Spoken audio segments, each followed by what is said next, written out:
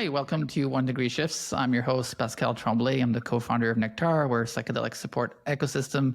And today we're talking to the lovely and delightful Dr. Sandra Dreisbach, who I consider a good friend. In the short time that I've met her, I can already consider her a good friend because she has such a good heart and she's so compassionate, and I love what she's up to in the world, and really excited to talk to her today about the ethics of integration, which is a subject that doesn't come up enough, and very excited to bring it up in the conversation in the community. So Sandra is an ethicist. She's the co-founder of Epic Psychedelic, and she's also the director of ethics at Nectara. Hi, Sandra. Thanks for being here. Hi, Pascal. It's so great to be here. And it's such a warm, welcoming intro. And I consider you a good friend as well. Yeah, thank you for having me. Thanks for being here. Do you want to share a bit more? Conflict of interest out of the way, so that's great. Great, we're so ethical with this podcast. I love it. Yeah. Would you like to share a bit about Epic, because that's actually the first time I met you was about Epic, and I just really love what it's about. Can you share more for people who don't know what the organization is all about? Yeah, absolutely. It is. I should give it the standing for Epic is Ethical Psychedelic International Community. It is a pure volunteer-based organization, community-based, collaborative, and we serve the community in different ways, but we mainly came together because we cared deeply about ethics in the space. And we have everyone from Miriam in the Netherlands to myself in the US, as well as Brenna, Chi, and Elizabeth in Costa Rica, Liam in the United Kingdom, Sam and Antonika in Australia. So that international flavor came because we already knew each other in community, but we all also had that passion for trying to figure out some of these really challenging ethical situations and saw the strength in collaborating together and working in community. So what we do for that is we offer peer-to-peer support. We leave the responsibility and the power in the person who, or community or organization that comes to us, and just give them a listening circle to be able to hear and help them think through their whatever challenges are arising. So we offer that, but we also offer what's become more and more of a service is our community conversations, where we invite multiple communities to come together, both individuals, small groups, and we collaborate on different things that are happening in the space. Like, for instance, we just did one, actually a two-part piece on first rupture and repair, as well as navigating ethical repair. And then we create a collaborative document that we share with the community so that we all have more resources and information to make better choices. And we're all working together collaboratively, co-creatively to learn from each other. Yeah, it's wonderful. So that gives you a little bit of a yes. Yeah, that's really beautiful and such an important offering. I truly believe that ethics should be at the center of the psychedelic space, and just in general in the way we operate our lives, right? And it's not that ethics are always about being perfect. It's more about having a framework from which to operate from our values, and also have awareness of when we are out of integrity, and have the support to repair and have accountability around those things in community, within ourselves, and within the things that we do in the world. Yeah, thank you so much for co-founding that, and for everyone else involved in that. And I'm hoping it grows, and I think it will, and will help a lot of people. Yeah, and I appreciate also, and thank you for saying that. And also want to acknowledge, like, I really love that you brought up the sort of ethical doesn't mean perfect. That's one of the things we mention at Epic. I know it has ethical in the title, but to us, it's about commitment.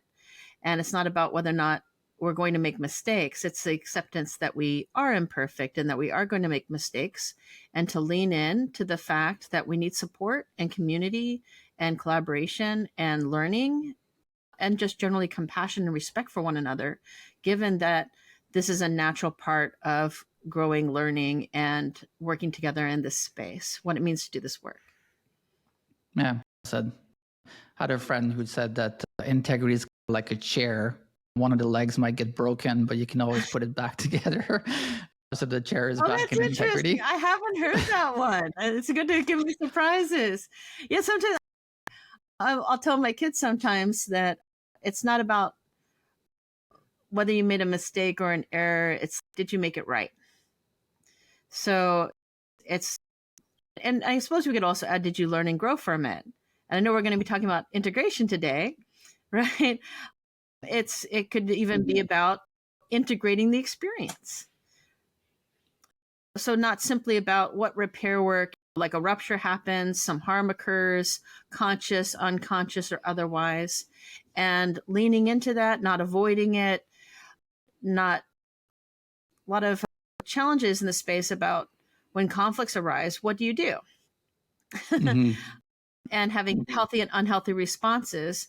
But even past once you've gone through rupture and repair, integrating that experience for yourself so that you can actually make better choices. And we do this all the time. It's very natural. So maybe this will translate us or transition us into our conversation. Yeah, thank you for sharing that. That's a good point. I think at some point I talked about the calling in culture, and you said I really like the leaning in culture, like leaning into those Yeah. ruptures and challenging situations, and learning and growing from them.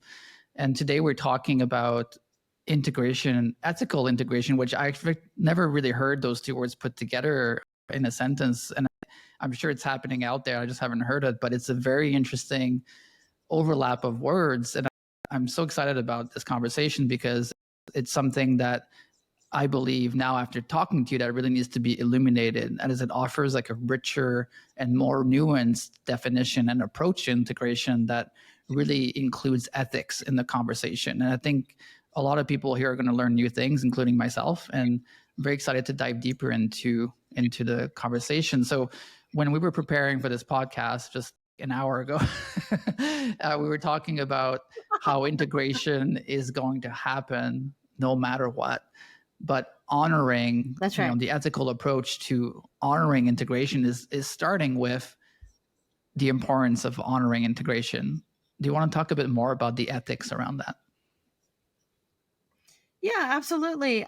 I think what you brought up already, it's what in philosophy, at least we'd call like the metaphysics of it, like the question of being around it, which I know, don't click off everyone, just pay attention a little bit longer. So like when you think about integration, when the way it's talked about, it's as if it's a product or a service or a process to experience and then be done, like a check off the list. Like I've done preparation, we had the journey, and now we've done the integration check. Versus understanding that integration is inherent to any sort of life changing experience and just in life in general. So first is unpacking what we mean by integration.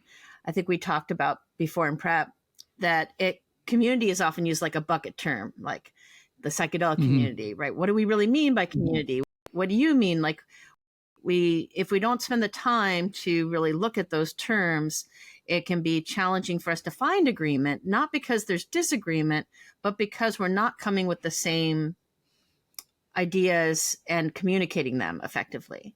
But back to the integration piece. So if we're already integrating experiences, like whether it's like a birth of a child, death of a loved one, a journey, psychedelic journey, incredibly spiritual experience, any sort of shift of consciousness that shifts often your way of thinking about yourself in the world or changes your way of being in the world, will be integrated. The question is, how is it going to be integrated? Will it be supported well, or will it not be supported? And you could even argue, like some of the problems with or challenges around PTSD and trauma aren't just because of the experience, it's because of how that experience is integrated.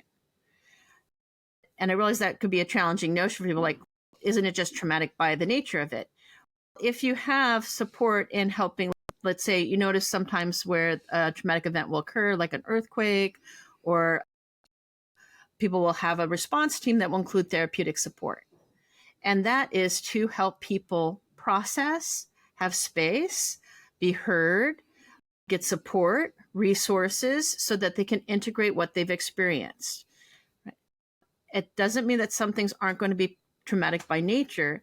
It does mean that you can actually support people better or less, or be supported better or poorer, depending upon how we approach it.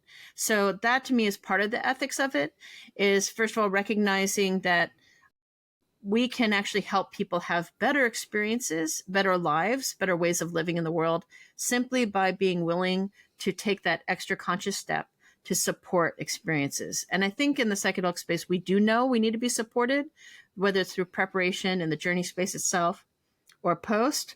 But there's a lot of misunderstanding about what does it mean to be integrated? Is it just like a 1 hour circle post ceremony?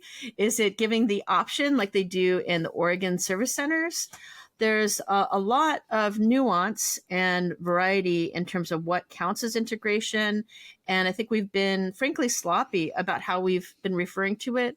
I think it's time that we take it more seriously and be more ethical in our approach and find a way as a community to discuss these things more consciously, at least in a Western standpoint, right? Some other longer held traditions have had different ways, and some will say they don't have integration.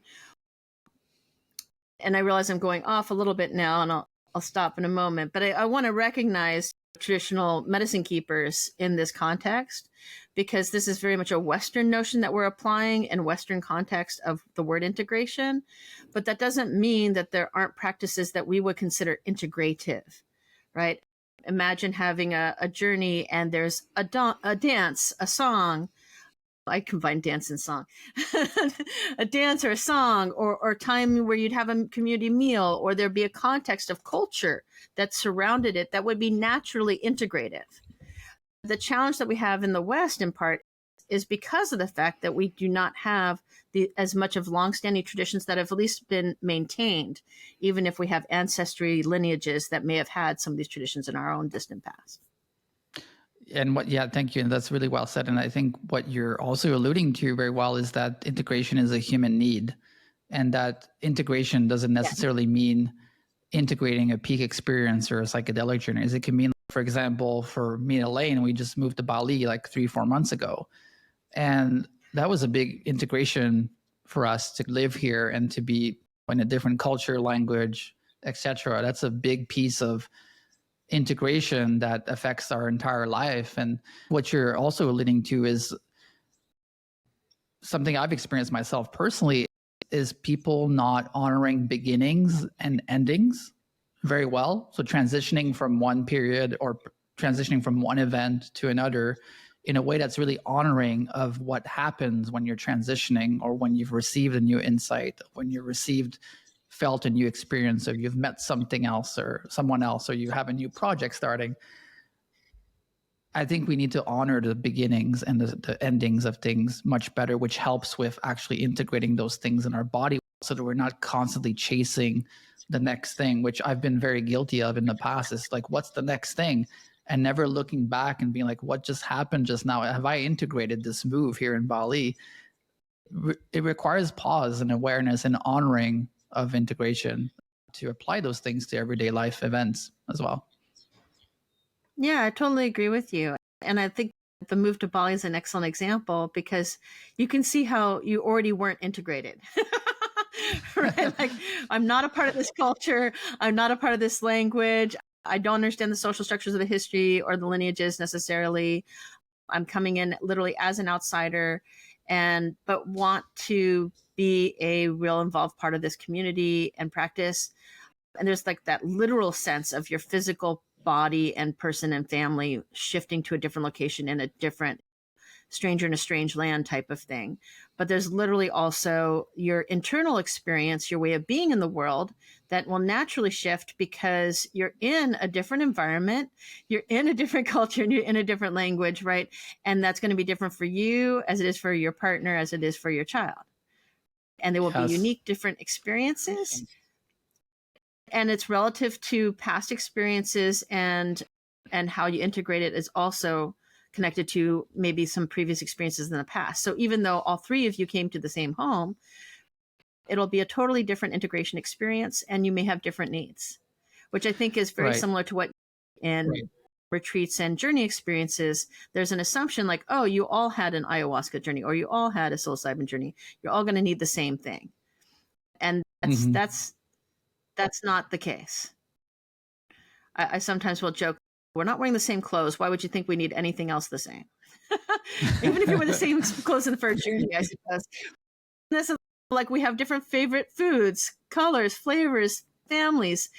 And yet sometimes we want to still, you might even argue as like a colonialist capitalistic mindset where like that one size fits all. Let's put you down the conveyor belt line and we'll prep you for this period of time. We'll give you this dose for this amount of time. We'll have the formula. Here's your retreat experience. Here's your package. Here's your brochure. And off you go. And here's your integration package. That will be $5,000, please. And just pay your credit card. And we treat it like any other commodity, right? And that's and it shows part of what we're seeing even with integration and about the ethical issues that arise are in part what we are already bringing to the table. Mm-hmm. You've talked about this as well earlier around we're bucketing the word integration and making it this kind of monolithic type of thing. And like you said so well just now, not honoring the richness and nuances of everyone's cultural backgrounds, the history, the place and time where they're at, like their economical background and status and etc. We're all very unique people.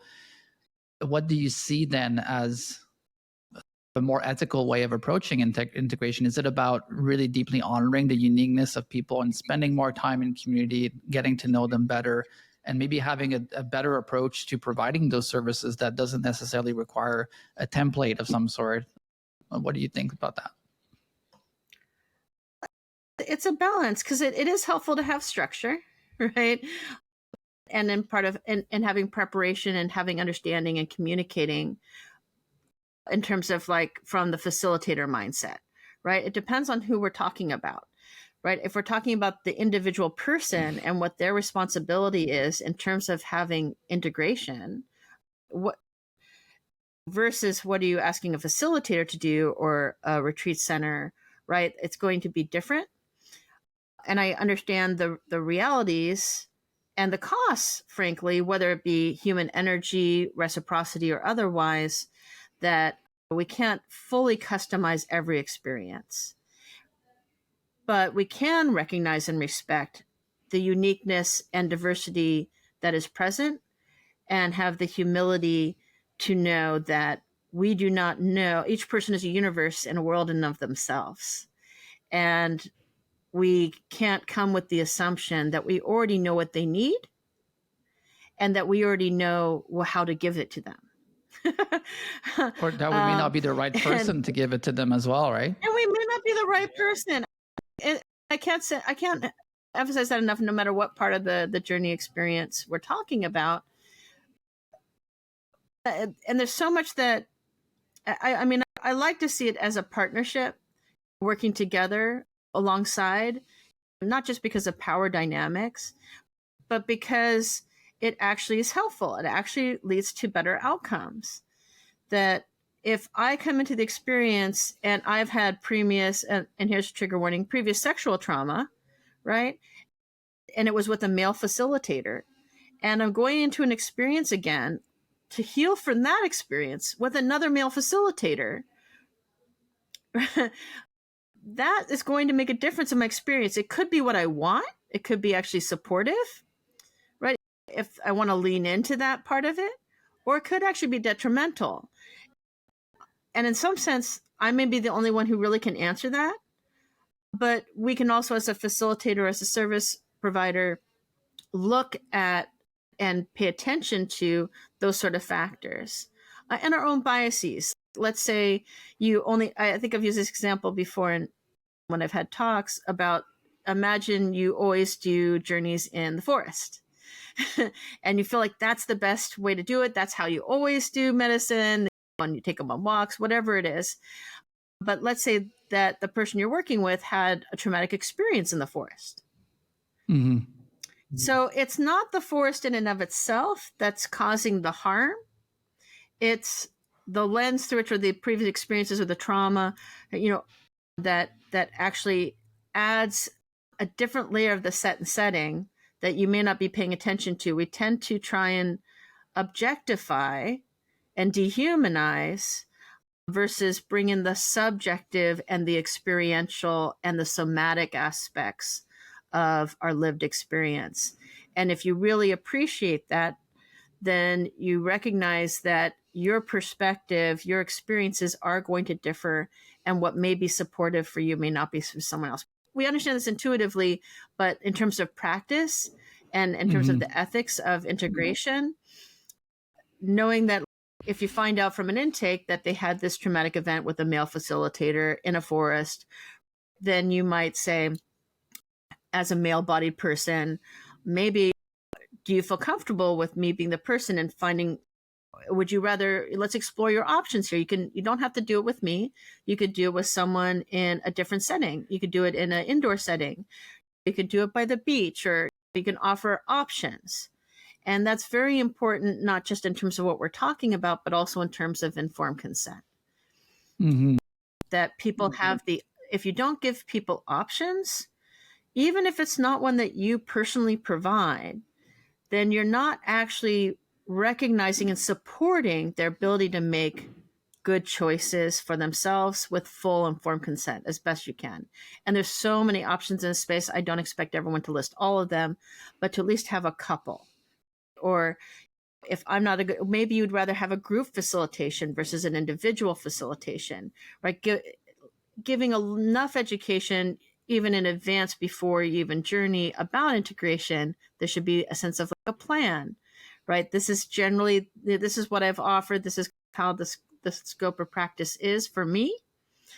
Here are some other options. Here's other possibilities for integration. Here are some other possibilities in terms of medicine or places, and supporting people in that thought process. Right. So a lot of empathy and awareness and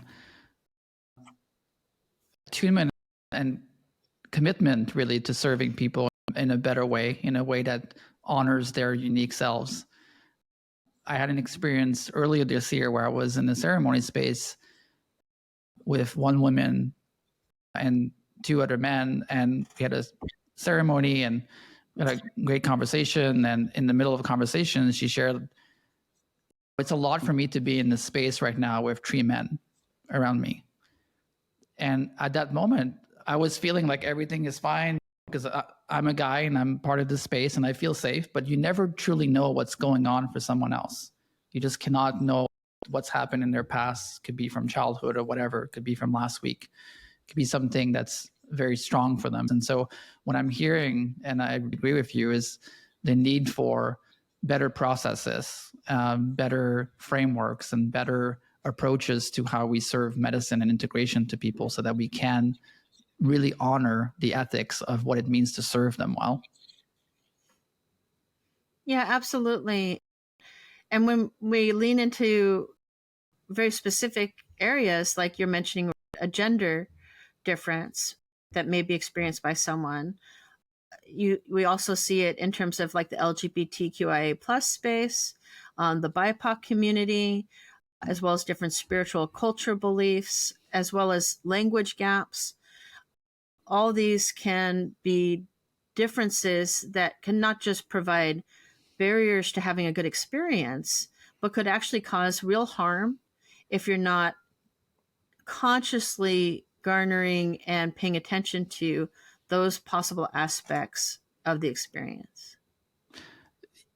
In the context, of course, of the psychedelic experience itself and what can come up, like being a very vulnerable space for a lot of people. And so I believe that we need to honor the sacredness of that too, and the immense potential and power of those experiences, and really match that with as much care and empathy and compassion as we can for others, so that we can meet the moment in a way that's truly supportive and not just another conveyor belt, like you said earlier. I really like that you brought up the question of vulnerability and honoring the sacredness. And even actually earlier, you mentioned even the word attunement. And one of the things I think many of us understand that the capacity on which you have to make a decision when you may be having challenging background experience, background in terms of like maybe CPTSD, PTSD, maybe there's mental health concerns, maybe there's a substance dependency that you're working with and through and hoping, or maybe you're even have been diagnosed with a terminal illness and this is part of your way of finding peace. All of these possibilities can affect one's capacity, and your capacity in terms of having informed consent in the sense of having the autonomy, the ability to self-govern, to make good choices for yourself. It doesn't mean that you can't make them, but to the extent that your capacity has been affected, if you are vulnerable or vulnerable population per se, quote unquote, or in a vulnerable state, or even just simply you didn't sleep on the way because of the plane travel or something like that. All of these are stressful, like maybe the idea of even rescheduling experiences or leaving more time for integration because let's say there was a death in the family recently. There are reasons to pivot and shift or to create more spaciousness so that the person has time not just to make the decision, because, and maybe I should go back a little bit and talk a little briefly about informed consent. For informed consent, at least in the traditional Western bioethics model, you need to have not just the capacity, right? Like a 4-year-old, we wouldn't say has full capacity to give informed consent. They may still be able to say their preference of ice cream, and you honor that, maybe. But you also want to have information, deliberation, and options. And information means that they've been given the information, like I was mentioning earlier, about what are the options in terms of what the information about what am I taking, what sort of considerations might I have, how long is the experience going to last, the information you would need to make a decision, right? And then the deliberation portion means that you not only have the information, but you understand the information. So if it's given in a language you don't understand or can't understand well, but if you don't have enough proper time to deliberate, to consider the choices, you will not only not maybe be able to fully understand or comprehend and take in and process the information. People on the spectrum, like myself, may need more time to process that information to fully understand and integrate it in terms of understanding integration. Mm-hmm. But there's also the options aspect, right? So if you don't have any options, that's coercive, and, or it's forced, right? That's not a choice, right? A choice implies that you could do otherwise. And many people, the capacity is not only affected in terms of extenuating circumstances to mental health or otherwise, but also in terms of they can be coercive. Maybe you don't have a lot of financial options. Maybe this is the only weekend you can get away. Maybe you find that this is your last hope. You've already gone through multiple antidepressants and have worked with therapy for many years. And that sense of desperation, it not only affects your capacity, but is coercive in circumstance. So by supporting not just that information, understanding, options, and having time to deliberate that, like enough spaciousness. If I tell you right now, do you want to jump out of an airplane? I don't provide you any information about that. I don't tell you who's going to be supporting, who's going to be flying the plane, what kind of parachutes I have, how long like all the things that you might want that you would feel would be relevant for your decision.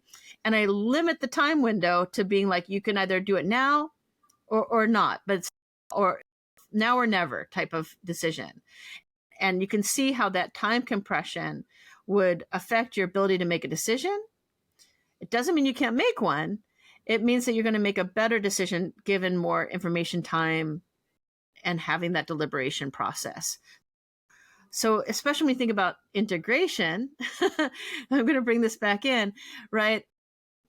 When you've finished a journey experience, you're often more vulnerable due to the sort of window of integration, the sort of critical window period that's sometimes talked about in research, that you're not only more able to create the brain state changes where that neuroplasticity has the maximum amount of benefit, but also in terms of you're more influenceable.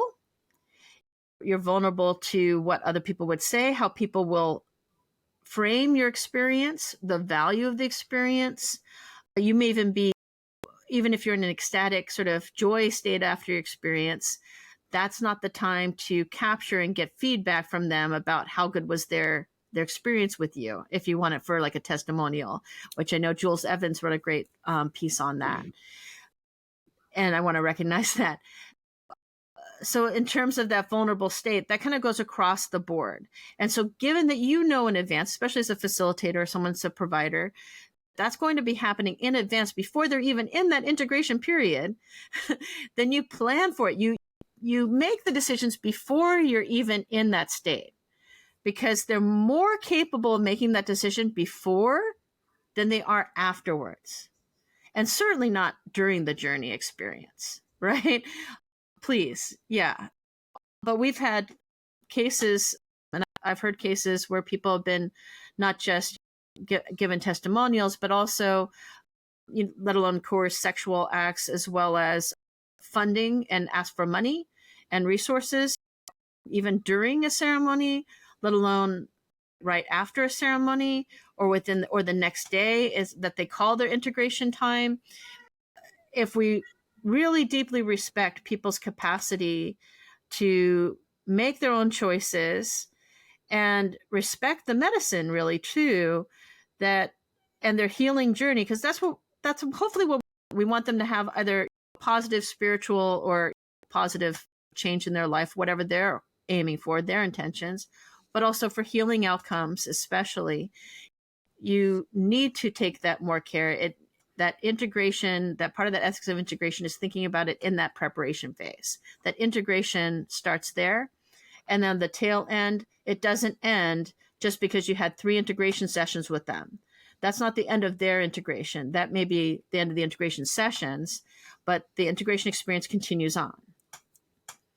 To the ethics of honoring time, really. And again, the sacredness and the potential of the experience. And when you were sharing about informed consent, about an external party practicing informed consent or not practicing informed consent for someone, it made me think also about the internal layer of that own person might potentially be getting in the way of their own personal informed consent, like how we get it in our own minds and we have traps in there and things like that, where we might not be giving ourselves enough options. We might not be giving enough time to ourselves to make the right decisions already within ourselves. So when someone else comes in with a misalignment of some sort around the ethics of integration, it can compound as well on their own internal compasses, right? Which can be, as we've all experienced at some point, can be pretty flawed sometimes. And we're all learning, right? Getting back to that idea of a compassion, and like we're learning how to do this better as a culture. And I'm saying that as a Western oriented person. But I think part of what that brings up for me is this idea that not just that sort of bias that we come to the table with, we think that what we experienced, for better or for worse, either we're avoiding an experience that we've had, or we're trying to recreate an experience. Even if you're like, okay, this is how I was taught, how my mentor taught me, or this was my best experience, so this is what I'm going to give them.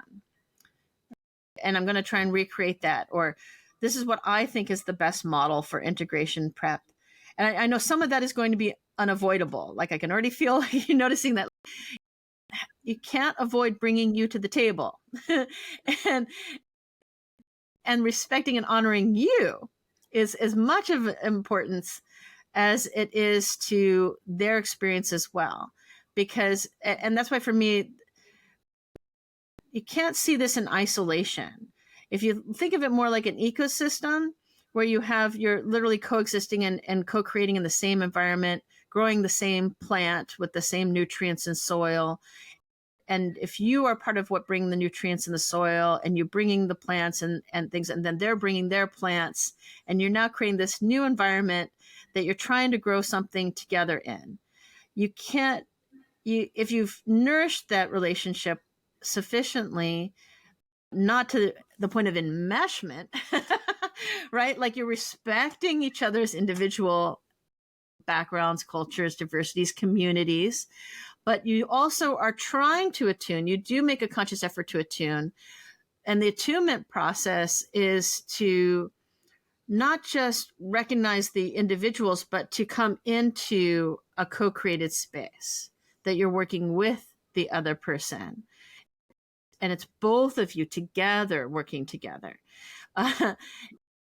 And part of that, and this is all just to be able to explain that if you aren't aware, this is why people talk about doing your shadow work, doing your work. Like if you aren't aware of your own SHIT, you're right, for positive or negative or otherwise, this is why people talk about transference, countertransference, projection, right?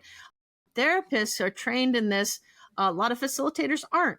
And it doesn't mean that their therapists are better. It just means that this is something that came with their training, right? That an understanding that what you're bringing, even in terms of your embodied self, right? As a male-bodied person, highlighting the fact that for yourself that, okay, I'm a male-bodied person and this is how I sometimes present to people, right? And bringing that into conscious awareness, but also in terms of your experiences. I think the forest is the best place on the planet and it's always amazing. And that's nature's the way to go. Forget about doing it in some sort of with the blindfolds and the headphones and whatever.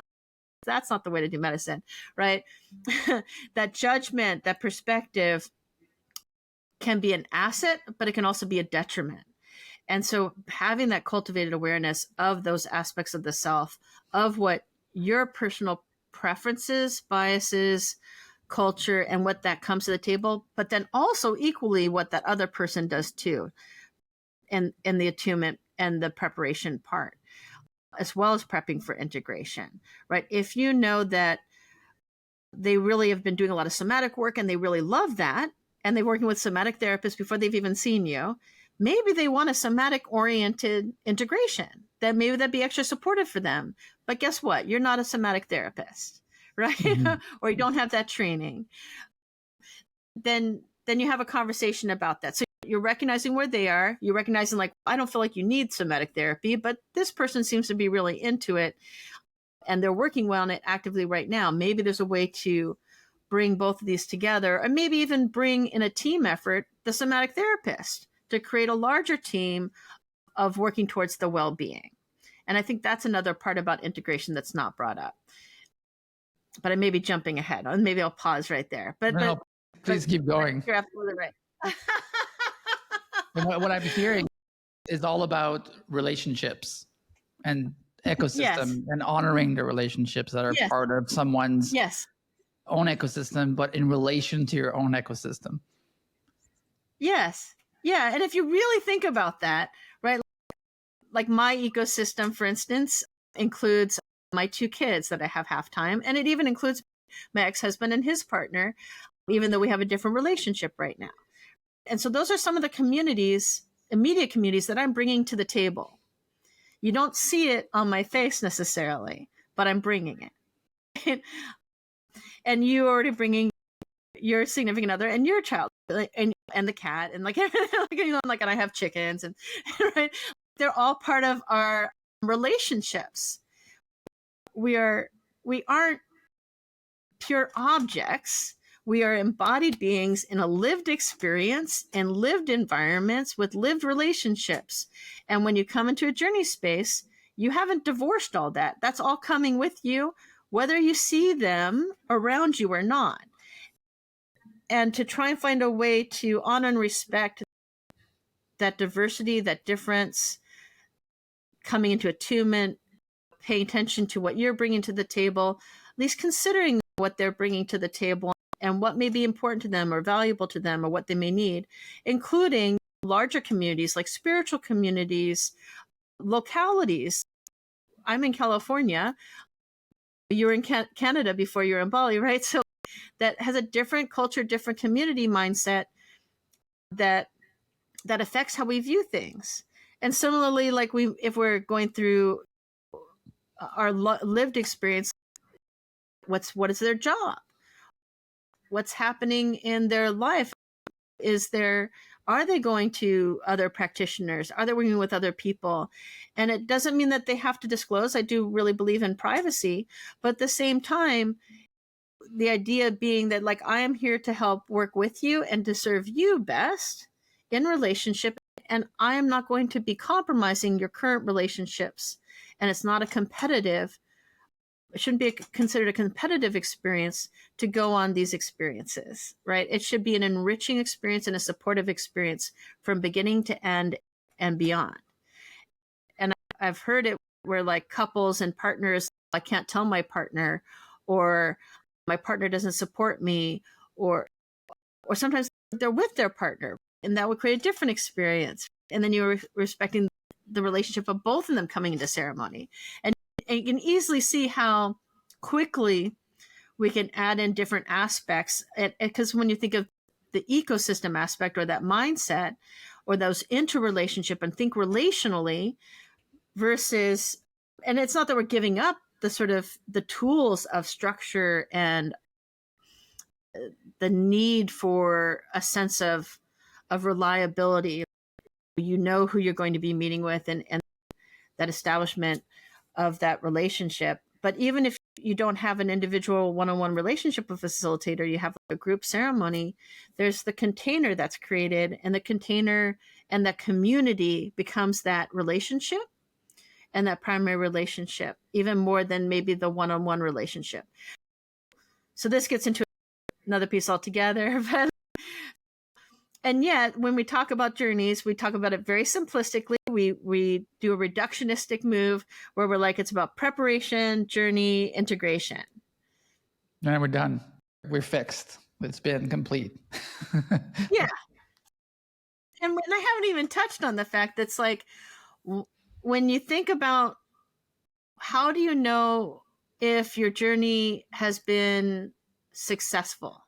Yes, please, let's talk about that, because that was one question that it's impossible to answer almost. It's what's good integration and how do you know it was successful? That's a really important question, I think, because ultimately I believe that it's never fully integrated, but there's a place and time where you might feel like it's okay to move on to something else, but in the background, integration is always happening, and I don't think it's ever a complete thing, but I think some people sell it as such. Yeah, I totally agree with you. And this gets back into sort of almost that realm of definitions and stuff again, too, right? If we define integration as just being that critical window period of a biological, physiological shift, and we look at it under a fMRI brain scan and decide that, okay, for this person, let's imagine we did this. And I'm sure it'll happen eventually, like wherever we have fMRI brain scans, but like where we decide someone's integrated based on what their brain scan looks like. Mm-hmm. A soul right? read, a soul scan of some sort in the future where they can scan your soul and everything just lights up when it's good. There's lots of ways. You can even see there's, in terms of the question of value of a good integration or a successful integration, you can divide it up into many different ways, but I think for me at least, it's important. What's important for you? What was your reason for engaging in the experience? Yes, intentions, and we know that a lot of times intentions are not met, but I still think it's important to set them. But at the end of the day, it's more about creating a sense of understanding and comprehending yourself in relationship to that experience. And you're the only one who can decide what that experience means to you, that meaning-making aspect of what any experience means. If many people will talk about, like, you have a child and you can't anticipate what your life is going to be like after you have the child. You can try and, okay, I've seen kids, I've babysat them or whatever. Right? I'm like, okay, I see what happened to my friend. He stopped showing up to our hangouts and parties. like some little things like signs and symbols, but it's way different when you are experiencing it and you're integrating the new role, the new job, like just of being a parent and that responsibility and that shift, or that shift in relationship with another human being in that way. Same thing happens with the passing of a loved one, right? Each person who passes is going to be unique. And there's a sense that you've integrated the aspect of the meaning making of the shift of who you are, like how you behave in the world is going to shift. And so it gets back to the example of you moving to Bali, right? There's the external shift that happens and adjusting externally to that shift. But then there's the internal shift, the internal change that happens within you, that you feel at peace. Mm-hmm. And when we talk about good or successful in terms of integration or in terms of a journey, one person say, I had the mystical experience I was looking for. It wasn't what I expected, but I still had a mystical experience. Check, right? Or I'm trying to give up a substance dependency, and I realize now that I didn't fully understand some of the root causes of it, and I'm still not fully recovered, but I feel like this was still helpful. And this isn't even getting into the difficult and challenging experiences that can be traumatizing, right? So that the really challenging experiences that may take more time to integrate, just like a traumatic event would take more time to integrate versus positive stress, right? Positive, like having a kid, right? It's still challenging to integrate that, or a move. It's still challenging, but it's one that we have more scripts culturally and supports around, whereas our culture hasn't really designed a lot around journey experiences and helping people integrate that, as we do around practices around, we plan meals for people around the childbirth experience, or even for the death experience. Like we're bringing meals. We don't have that sense of, they went on a journey, I should check in on them to see how they're doing. But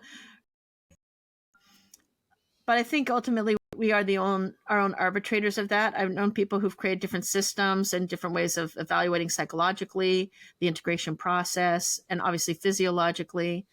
But I think for my purposes as an ethicist, and because that's all where I can speak from, is when we attach meaning to the experience in a way that's valuable to us and supportive to us, even if it was a challenging experience, even if it was a difficult experience.